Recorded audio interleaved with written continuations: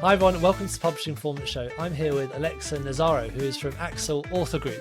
And I'm excited to speak to them because their tagline is, "We won't let you publish crap." So I'm hoping this is going to be quite a fun interview. Welcome, Alexa. Yes, thank you for having me, Teddy.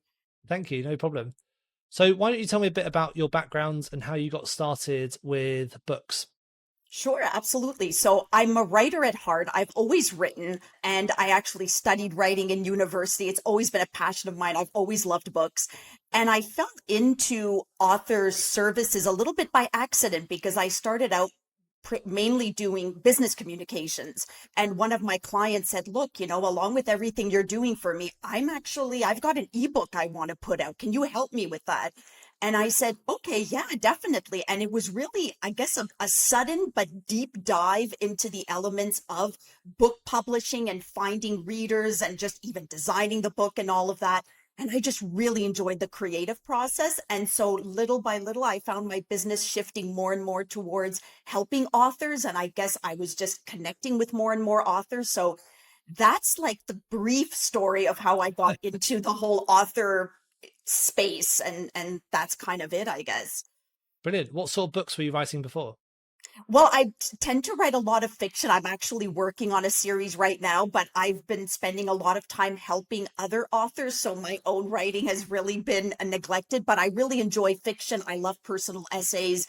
But with the Axel Author Group, we just publish all sorts of different genres. So I like that variety.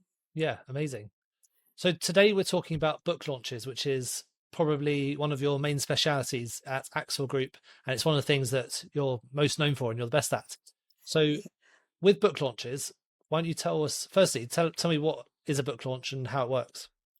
So essentially, a book launch is really getting your book launched into the market as strongly as possible. But I always like to preface whenever I talk about book marketing, I think it's really important to mention a couple of things. A lot of authors, many authors, especially first-time authors, they haven't given book marketing much thought. They're just slugging through their manuscript. They finally have it done. Oh my gosh, can I just see this up on Amazon? And so for many authors, marketing is not on their radar. And honestly, that's okay in the sense that don't feel discouraged. You're going to hear words today. You're going to hear tips.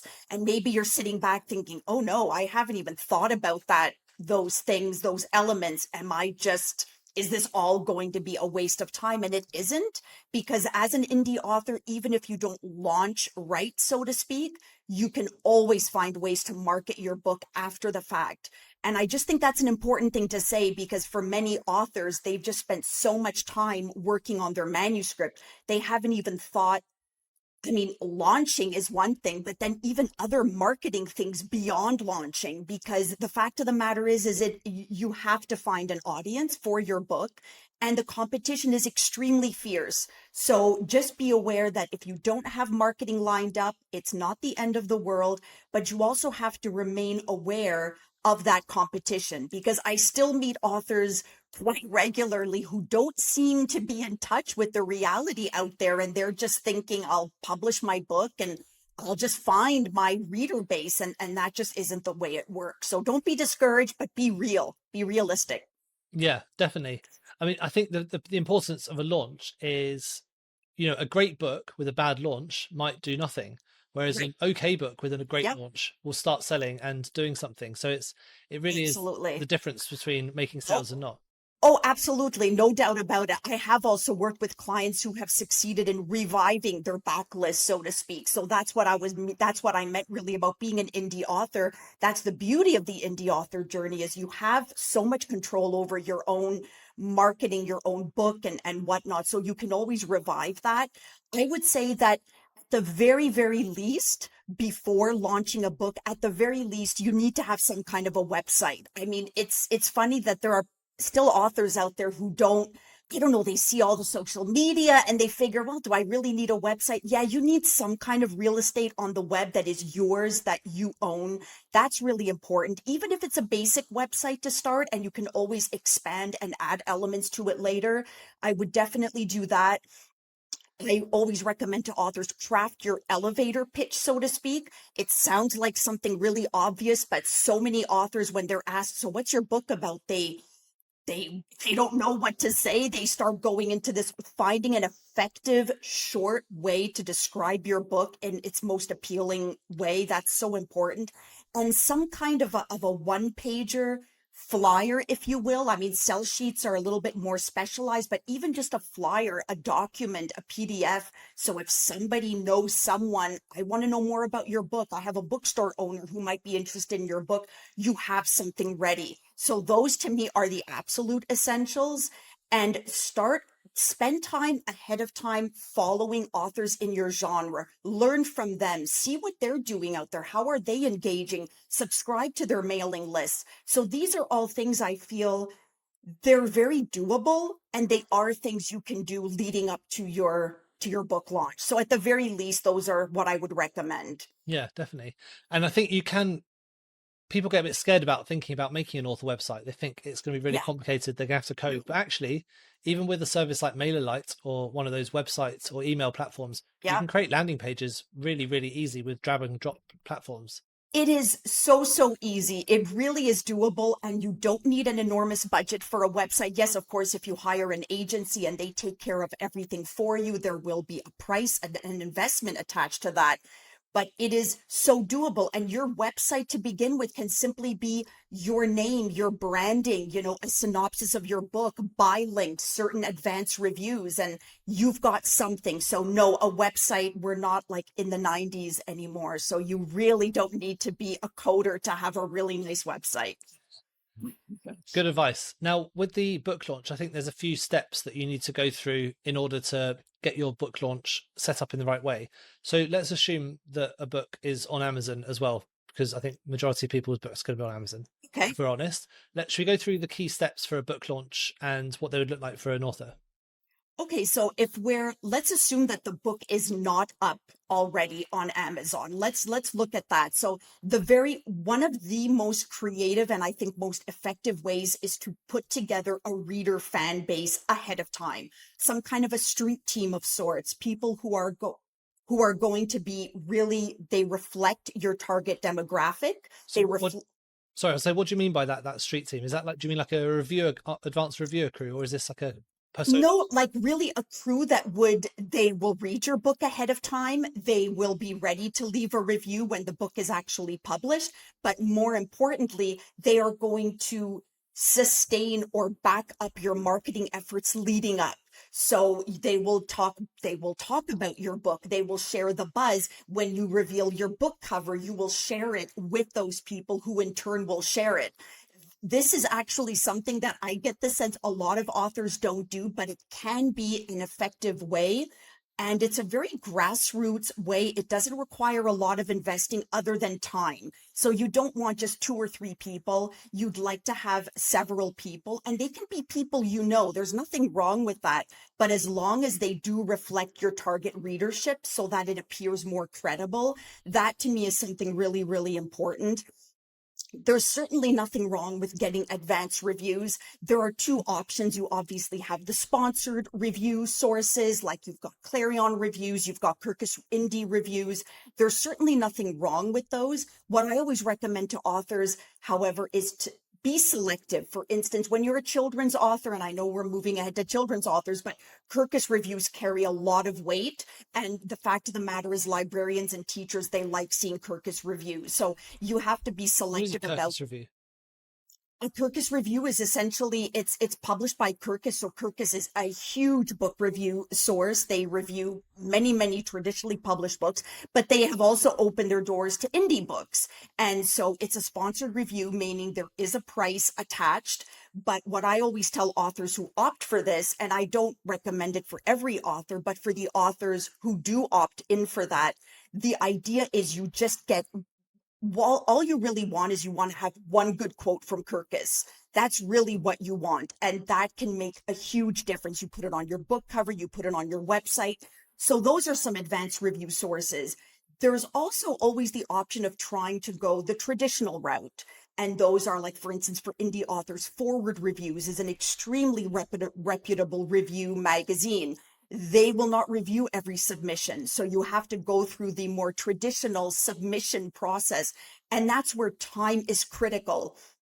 So if you really want to launch your book properly, you will have to delay publication if you want to do certain things. You can't just get your book up and say, okay, I've waited long enough. I'll do some of these things later. The launch requires time. So advanced reviews are just that. They are advanced reviews. So especially for certain submissions, they're going to want to, they will ask you, are you willing to push out your publication date, let's say an average of 6 months? So if you're willing to do that, and even if it's just about taking a chance, but if you do land one of these reviews, it could be great for you, then why not do it? I worked with a children's author whose book was selected for forward reviews, and it's great, but it's hard to do, but you have to be willing to invest that time and be patient. So those are definitely good sources. And I think there's nothing wrong.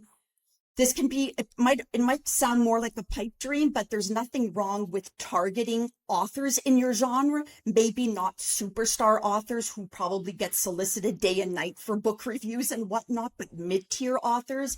The key here, though, is to stand out. So it's all about how you package your book, how you approach them.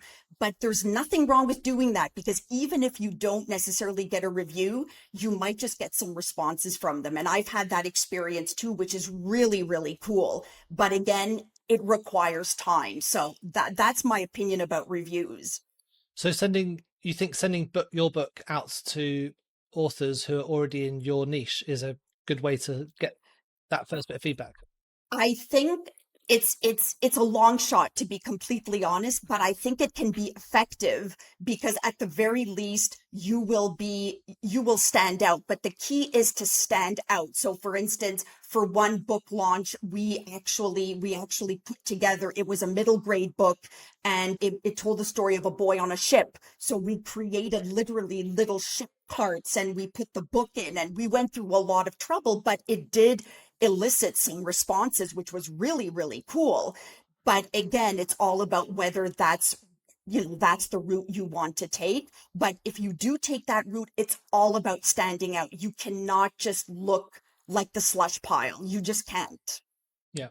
So this is the bit that's like before the books actually got onto the Yeah, Amazon or onto listing. absolutely, absolutely. And then obviously from there, once your book is launched, there's nothing wrong with starting to solicit reviews. One of the things that I think is important is to nurture relationships ahead of time. So back when I was talking about what to do before the book launch, I think following authors in your genre are important, but I also think joining certain associations can be really, really effective, like the Independent Book Publishers Association. They have really opened their doors recently to individual authors. There are some wonderful educational resources that are offered by these organizations, and it gives you an opportunity to network.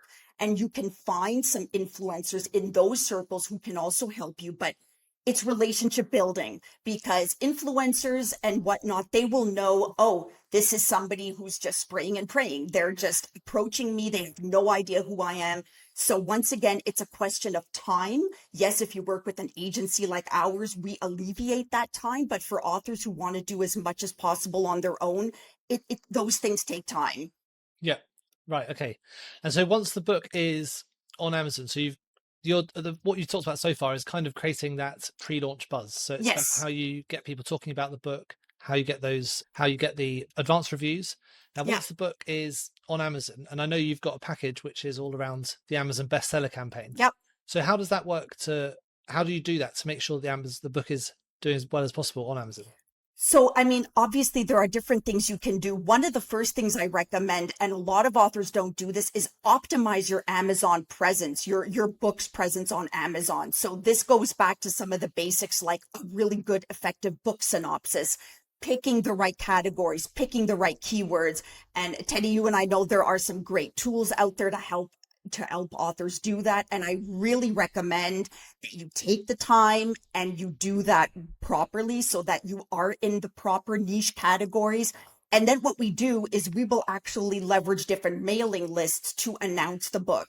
But one of the things that I'm really careful about when I talk about Amazon bestseller campaigns, I always tell my authors, remember, the goal is not necessarily to be a bestseller. Yes, it's great to hit the top of the charts and to be there for a while, But really what it is, especially if you're a new emerging author, is to get your book out to as many people as possible in as short as time as possible. So we've run bestseller campaigns where we've had, 3,000 people, over 3,000 people over the period of a day take a chance on someone's book, on their ebook. And I think those are wonderful, really cost-effective ways to just have discoverability and enhance discoverability. It can really be a game changer, but you have to realize that you have to give these people a chance after the fact to read your book, to leave a review. So what we actually recommend to some authors is do a few of those, like do 2 a year or something, just to keep that discoverability going,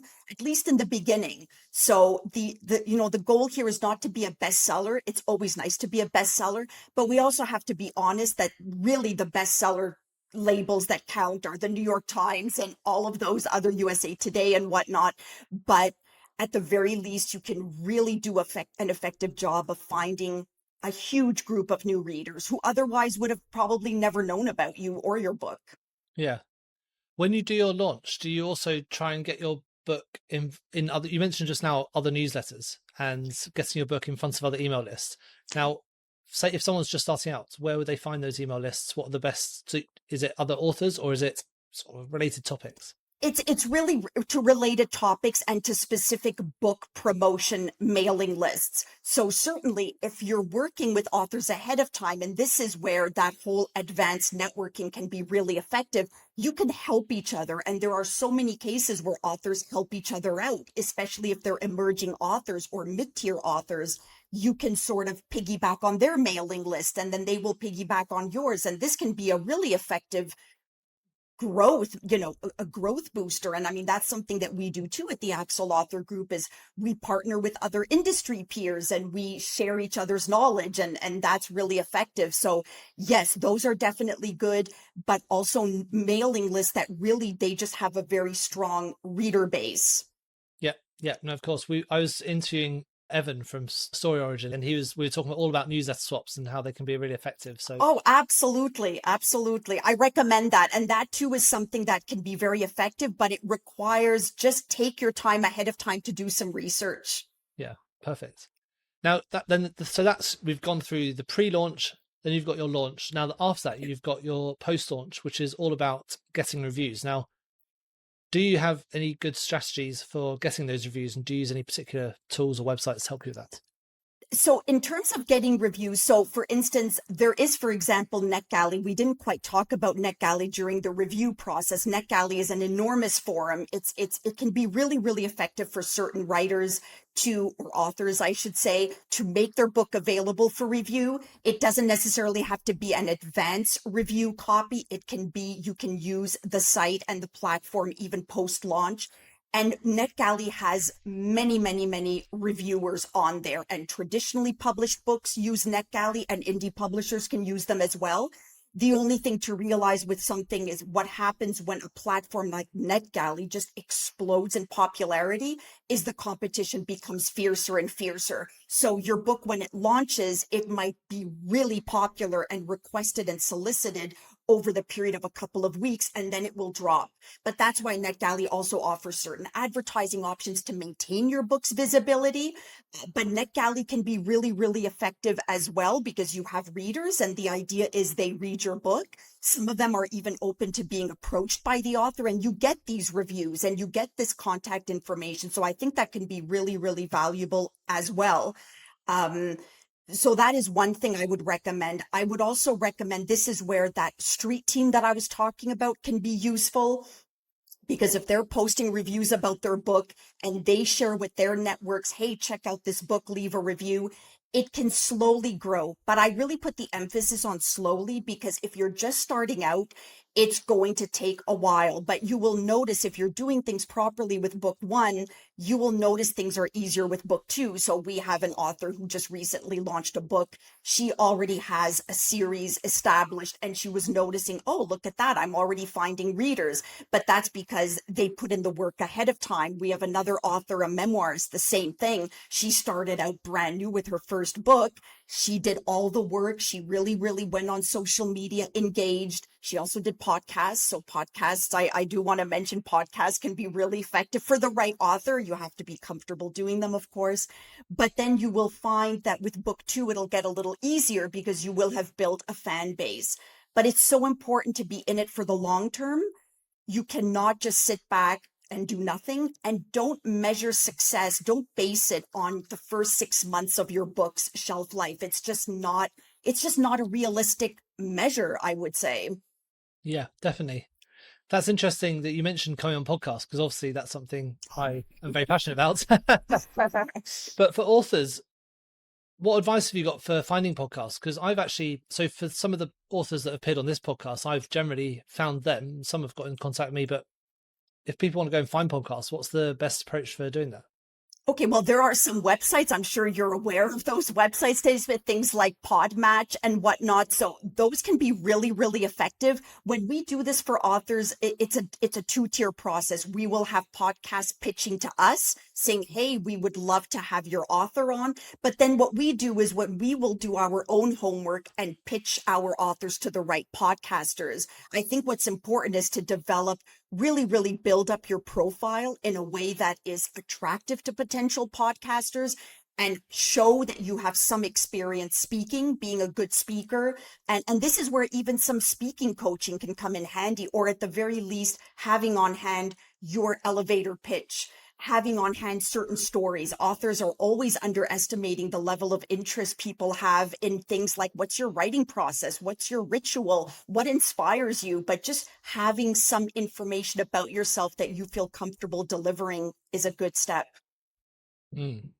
And what's so interesting about the way that your business works compared to maybe a lot of others that I've seen is it does feel like when an author comes to you, you kind of take them on board and say, look, come with me. We'll show you exactly what you need to do. We'll handhold you through different processes. If there's something you don't know, we'll help you to get to that next level or to level up your game. Like, for example, coaching and speaking, things like that. Absolutely. And I think customization is so important when we talk about launching and book marketing in general, because there's no one size fits all. We have packages because we find sometimes it's easier for authors who can just be overwhelmed by everything they need to do. But beyond the package, we always sit down with the author and figure out who is your target market, what's right for you. For instance, bookstore signings could be really appropriate for one author and completely moot and pointless for another. Media kits, courting the media, that could be really appropriate for one author and not for another. So try not to do everything, A, because you'll probably just get exhausted, and B, I'm sure not everything will be working or right for you. You being the author, I'm not speaking to you necessarily. Don't worry, I'm a beginner at this stuff too. Yeah. Now, all of the stuff we've talked about today, does it count equally if your book is in any type of format? For example, does it matter if your book's an ebook or audiobook or in paperback, or is it all a similar sort of process? I would say it's a similar process, but I think that I like staggering the launch. So, for instance, if most authors, they will launch their paperback and ebook more or less at the same time. But when we do audiobooks, I always recommend to authors, let's hold off a little bit so that you have another piece of news to share with your network. And that is really very, very effective. What's also nice about an audiobook is you can also optimize and leverage the network that your narrator has. Frequently, narrators, they're also out there. They want to court people and they want to become known. So then they share the launch. So I recommend, at the very least, keep audiobook separate so that you just have a bit of a stag, and it just gives you a reason to get back in touch with people. Yeah. So it's a slightly different process with audiobooks. Because you've got that narrator as well. You've got someone else who's on your team who can help promote too, because it's absolutely. And there are different things you can do. You can release little samples. I mean, there are so many different things you can do with your audiobook. Put a sample up on your website, and audio is really, really, it can be a very nice marketing opportunity that kind of literally speaks for itself in a way, you see? Yeah. Have you been practicing that line? No, I actually, this is totally spontaneous. I'm going to use it. I'm going to keep using it. Audiobooks speak for themselves. For themselves. Exactly. There we go. A new tagline. Now, the process we've been talking about today have been mostly for adult books, and I can see how it would work for fiction and non-fiction, but for children's books is something maybe I don't know quite as much about. I know you're Mhm. experts in children's books, and basically the difference between children's books and especially non-fiction books, in my opinion, is I think it's harder with things like keywords and trying to work out what customers are searching for. So, for Mhm. example, I've got this book here. It's about like how to write a sitcom, and the Okay. keywords for that are obvious. How to write a sitcom. That's what I searched on Amazon. It's Mhm. projects I'm working on. For a kid's book, if it's a kid's book about, I don't know, a magic dog, for example, Mhm. people don't necessarily search for child's book about magic dog because that's not No. something that you'd naturally search for usually. So, what does the launch process look a bit like for the children's books as well? So if we just want to look at, for instance, keywords or categories, let's say, let's talk about Amazon categories, at least for juvenile fiction, for children's books. When you think about your book, think about most children's books have some kind of a lesson attached. So what is the lesson that is attached? So it can be self-esteem, it can be self-confidence, it can be family and reinforcing the value of family, for example. Those types of things are really what a lot of parents or adults are looking for when they're looking for books. So they're not going to be looking for a magic dog, but they're going to be looking books with animals, and they might say book with a dog. And so those are things, self-esteem books for children. Those are some examples of keywords and or categories that could be really useful. One of the big things I would say with children's books and children's book authors is when you're marketing your book, you're obviously not marketing directly to children, you're marketing to adults. So you have to really emphasize what are the messages and what is the value of the messages in your book that can enrich a child's life. So that's one key difference. The other thing I would say, schools and libraries can be such wonderful marketing tools, and courting those schools and libraries, which is a whole other thing. If your book is grade level appropriate, take the time and come up with a curriculum guide with some activities and discussion questions, and start courting schools for that. That can be really good. Build alliances with libraries, go to library conventions. All of these things take time, but they can really make a difference, because librarians and teachers, they can really champion your book probably more effectively than just a regular reader can. So those are important connections to make. And bookstore signings, oh my goodness, children, parents are always taking their kids to the bookstore, and go out there and court bookstores and do a reading, lace it in with an activity, and you have 2-3 hours where you can spend time with kids, but with their parents. And those are really, really important things. Bookstore events can be wonderful for children's authors, and building those alliances with librarians and schools. Yeah, that's really interesting. I mean, just having that conversation compared to the early conversation shows how important it can be to get that slightly more personalized approach, especially if you're not too confident on the entire launch process, because it is going to be different for different books, where, it might Yes. not be appropriate to have a book signing for one type of book, No, but for your children's book, no, that no. would be the best thing to do. Oh, absolutely. And having certain marketing materials on hand, just as a little side note, I always recommend coloring pages, depending on the age of of your target reader, coloring pages, different activities. Those are all wonderful things to include. But yes, coming face to face, because you also build a bit of that credibility with a child. Children love meeting authors. They think it's incredible. And it's a nice way to also build relationships with parents. Yeah, amazing. Yeah. Now, how does Axel, the author group, how does it support the authors sort of from the beginning all the way to the end? How do those packages work for both like the adults and also the children's books? Sure, of course. So we walk through every step of the book design, publishing, and beyond process. So a lot of authors come to us and we work on their manuscript with them. Some of them come and the book has already been edited. That's great. Others still need some work on their manuscript. We can go through that entire process. We also design the book. So we take care of all elements of not just book production, but things like metadata, a synopsis, picking the right categories, advising on retail price, all of that, all of those elements. And then, of course, we publish the book and we can help with marketing. So if we get an author early enough, then we start planting those seeds and that foundation. Let's talk about your social media. Let's talk about getting reviews. But even beyond, there are so many ways that an author can still be supported. So yeah, it can really be a turnkey solution from beginning to end. Brilliant. It's really nice to have that sort of hand holding when you're maybe not so confident and you really want your book to succeed at first. Yeah, absolutely.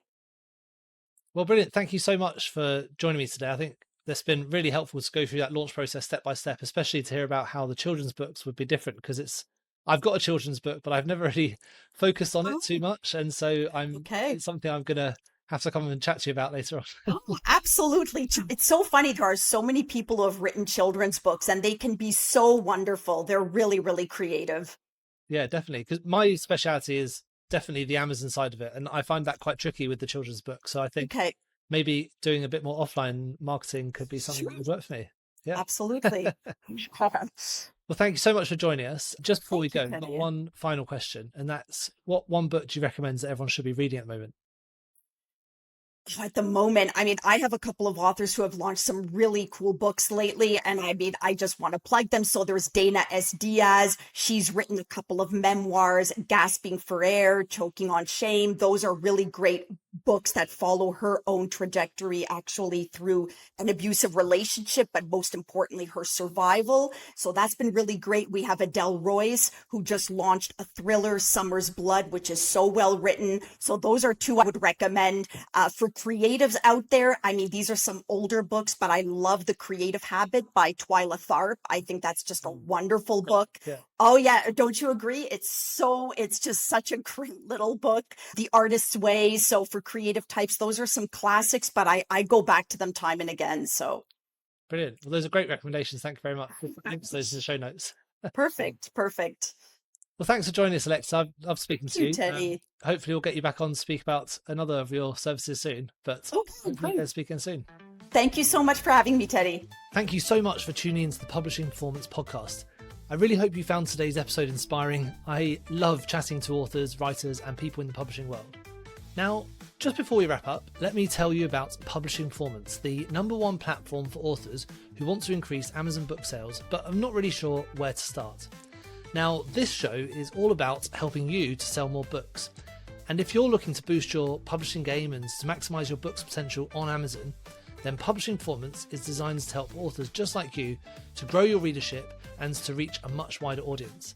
Now, I know that Amazon ads can be slightly complicated, which is why Publishing Performance is like having a personalized ad account manager to create your ad campaigns, to choose your best keywords, and to make adjustments in real time. Now, if you're investing in ads, you really want to make sure that your investment is being used effectively, and Publishing Performance does just that. It aims to make your budget go further, improve your organic rank, and target keywords more effectively. Just go to publishingperformance.com to get started with Amazon ads for just $1.